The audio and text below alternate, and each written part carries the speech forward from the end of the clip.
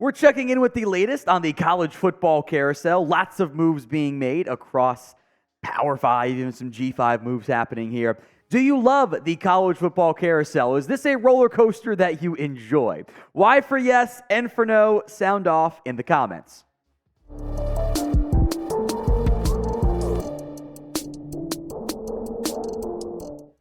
We begin where else but with the Texas A&M coaching search, with the apparent finalist now set to be Texas A&M former DC and current Duke head coach Mike Elko. Now, this has been a whirlwind 24-ish hours, give or take, somewhere in that range, depending, of course, on when you're watching. They were allegedly going to hire Mike Stoops, and that lasted for like 5 hours, maybe 6 hours, and then it's up. Mike Stoops is staying, and A&M goes in a different direction. The board of trustees board and regents didn't love it. The fans maybe didn't love it, which that always works out great when you let the fans make the decision. It's been an interesting search. The news was broken by Pete Thamel. And I do think there's also a 24/7 Sports that aligns with this. The exact terminology is that A&M is in discussions with Duke coach Mike Elko to become their next coach, and that Elko informed his team a decision will be made in the next 24 hours. That is not saying Elko told Duke he's taken the job. And there's a report from 24/7 Sports, the Duke side, so again, biases, whatever, that Elko said he was offered, hasn't decided. So we'll operate as if he's going to get the job. And I'd be a lot more like, it's his job, if we didn't just go through the exact same thing with Mike Stoops and A&M. So Elko appears to be the new front runner, and if and when that's finalized, great. We'll treat it kind of the rest of this discussion as if he's going to get the job, but I do want to make it clear it's not technically a done job yet. His recent gigs, Mike Elko, the Duke head coach for 2 years, was the A&M defensive coordinator, the Notre Dame defensive coordinator, Wake, and Bowling Green. He has gone 9-4 and 7-5 in 2 years at Duke. He's 9-7 in the ACC, 16-9. Certainly not bad, but also this has been a lot of drama, a lot of money getting paid to fire Jimbo Fisher and hire his old defensive coordinator. That's probably a fine move in a bubble, but the process has been just kind of wonky so far. So grade the hire of Mike Elko, A, B, C, D, or F. Assuming it goes down, what grade are you giving this? It'll be the pinned comment on today's video, so if the ad comes here on YouTube, take advantage of it. Head down there and let me know. The hire would be fine. And, in a bubble, you're hiring a coach who did some really great stuff in the ACC at Duke. It got, better than expectations there. The hire's fine, if that ends up being the case here and it's not more chaos for the Aggies. The process has not been fine. Aggies fans can say all they want, it's not big, a kind of process. Yes, it has. The first hire getting overruled is never a good sign. It's never good when the AD goes, this is my guy, this is who I'm going to hire, and in the process of getting it approved, it all falls apart. You paid a lot of money for the Jimbo Fisher buyout. I get that. It's not a slam dunk home run hire. To be fair, I don't know who that would have been. There's been a wide range of coaches linked, and my suspicion here is that because so many people in a link to the A&M, team, for lack of a better word, put up a lot of money. There's a lot of money they got paid. And those guys want to have some input now. And I can't say I blame them, right? And girls too. So there's been a lot of different names linked and a lot of weird ones. Right, you get into the three big names. Ryan Day, Dabo was linked. Kyle Whittingham, which Whittingham ain't going to leave Utah. That one didn't make any sense to me. Ryan Day was like your pipe dream, but also isn't that kind of like hiring Jimbo Fisher all over again? To a little bit of an extent there. Dabo's not been that great at Clemson this year. Kind of buying low on that stock. Then some more like logical upgrade names, right? Lance Leipold, Chris Kleiman. Some ascending coaches. Jeff Traylor, who has some ties to the state of Texas. Jed Fish. People were pushing. The players wanted Elijah Robinson. I'll let you guys in on a secret. The players almost always want the interim coach. Like it's very common. That doesn't mean you listen to the players and hire the interim, because that's a 50-50 proposition at best, I would say. You can keep Robinson on staff. So you're kind of splitting the middle ground, I guess, going after Mike Elko. That's fine. But This has been weird. It's been a weird search, which you kind of, I don't know. It's A&M. That's how it tends to go sometimes. Now, today's show is made possible by PrizePicks, the easiest and most exciting way to play daily fantasy sports. It's you against the numbers. You're not battling thousands of other players, pros and sharks, etc. It's just more than or less than on 2 to 6 player stat projections, and you watch the winnings roll. And you can mix and match NFL, college football. You can do some bowl games as well. Mix and match NFL, NBA. My picks for this slate of games on Sundays, I got my Thanksgiving one right. Jake Browning did not get there. He had 9. He had 12.5. Tristan Irwin got me by a half. He had 25. I was feeling Patrick Mahomes' bounce-back game. He had 12 yards in the first quarter. So we shall see, because we're filming this, of course, on Sunday afternoon. We'll see if it happens, but I need him to wake up in a pretty major way for that one to go down. But I got plenty of leftover money because I used code CLNS over at prizepicks.com/CLNS for that first deposit match. Again, it's prizepicks.com/CLNS. Use code CLNS for a first deposit match up to $100. Let's check in on the Ohio State situation. Many fans are mad, and I get it. They lost again to Michigan. And there were calls to fire Ryan Day last year when they got kind of beat up in the fourth quarter against Michigan. Then they kind of rallied late against Georgia, whatever. I think replacing Day is easier said than done. Sometimes these I'll use the word organizations here, these colleges get a little bit ahead of themselves, like, we're great, we can get anybody we want. OSU actually might be able to. I do think pitching someone, you need to come be our head coach because the guy that won 90% of his games wasn't good enough.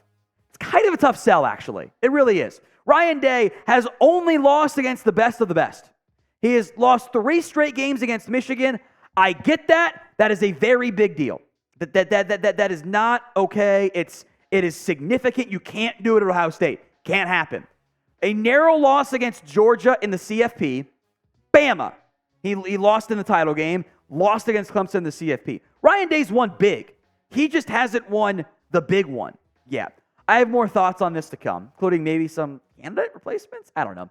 Should OSU try to replace Ryan Day? F for you want to fire him. K for you want to keep him. Go vote in the comments section. Now, this is a nuanced conversation. This is not as black and white as maybe scarlet and gray as some might want to make out. Ryan Day has won 89.9% of his football games. That is unbelievable.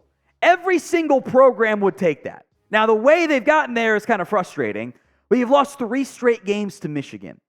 Can't do that at Ohio State. The big question for me is, who do you get? And maybe what you do is you kind of do Ryan Day a little bit dirty. What I mean by that is you don't fire Ryan Day. You figure out his replacement and then fire Day. Because there's a couple names that I think some Buckeye fans would like. I was going through some candidate lists. People were like, promote Jeff Knowles. We're going to hire the DC? No, we can't do that. That's a bad idea. You know, like the pitch was, we're going to make Brian Hartline the OC, full-time play caller. Jeff Knowles, the DC, gets promoted. Really? Doesn't move the needle for me at all. That's crazy talk. So the names to consider here. Urban Meyer's going to get linked. Come back home, right? Don't know about that one. Mike Vrabel is your white whale, right? Former OSU player, gets the most out of his guys with the Titans. Luke Fickell, I guess, would be your fallback option, but also, again, like, he didn't do that great in his first year as the interim at OSU. They went, 6-7. He went 7-5 at Wisconsin this season. It's not great. Now, your talent level at Ohio State is very impressive, and that should keep you at minimum super competitive every single year, and CFP competitive by that. You also do run the risk of getting worse if you fire Day. That's the reality of it. Your bar is set so high.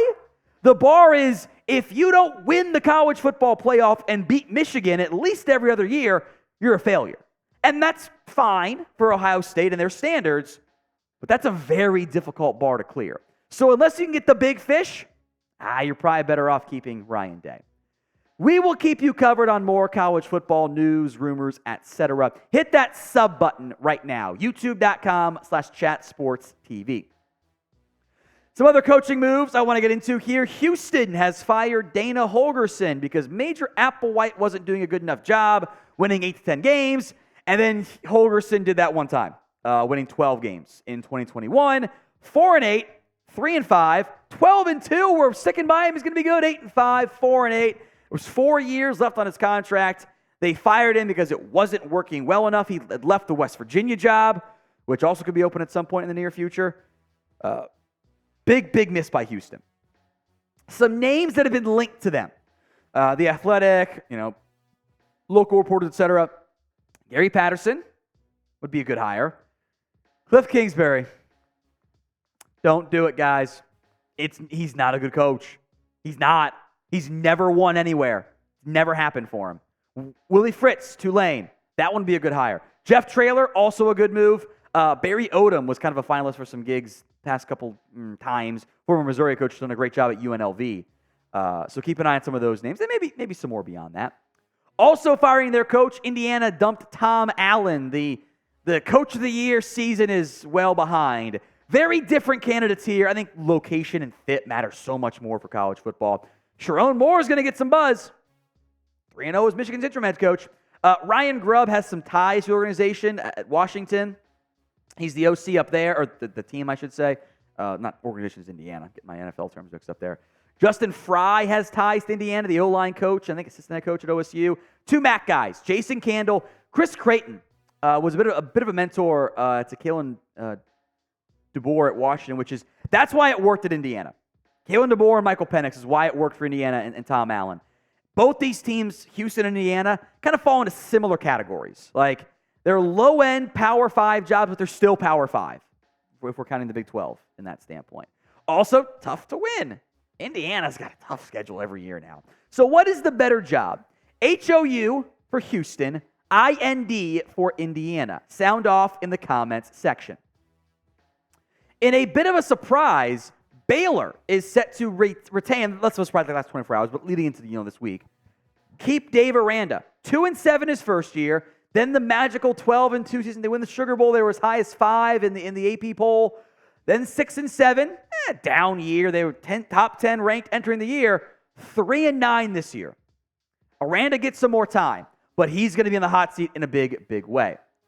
A last name that I think we all know, Terry Bowden, is out at Louisiana Monroe. He had gotten dismissed at Akron after a 4-8 season back in 2018. 4-8, 2-10.